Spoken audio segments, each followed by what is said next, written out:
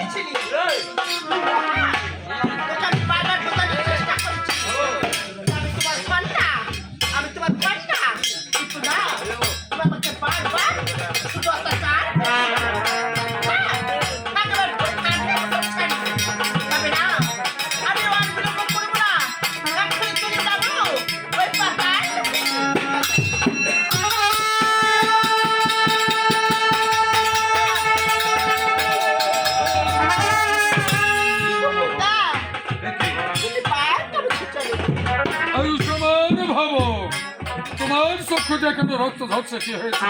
পিতা, হ্যাঁ বলো। তোমাকে কি আর কথা বলবো? বলো কি হয়েছে?